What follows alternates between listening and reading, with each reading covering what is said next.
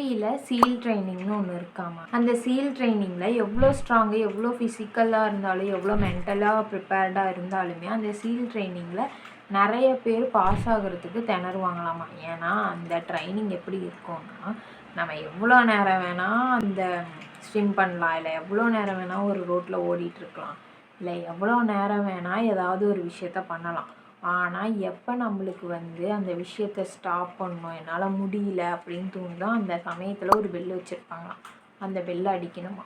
அந்த பெல் அடித்தாங்கன்னா அவ்வளோதான், அவங்க குவிட் பண்ணுறாங்கன்னு அர்த்தம். இப்போ நம்மளுக்கும் அந்த சீல் ட்ரைனிங்கில் இருக்கவங்களுக்கும் என்ன டிஃப்ரென்ஸ்னால், நம்மக்கிட்ட எந்த ட்ரைனிங்கும் இல்லை, எந்த ட்ரைனரும் இல்லை, நம்மளை கவனிக்க யாரும் இல்லை, நம்ம செய்கிறது கரெக்டாக தப்பான்னு சொல்கிறதுக்கு யாரும் இல்லை. நம்மக்கிட்டேயும் அவங்கக்கிட்டேயும் இருக்க ஒரே விஷயம் என்னென்னா ஒரு பெல்லு தான். நம்ம அந்த பெல் அடித்தோம்னா குவிட் பண்ணிடலாம், அவ்வளோதான்.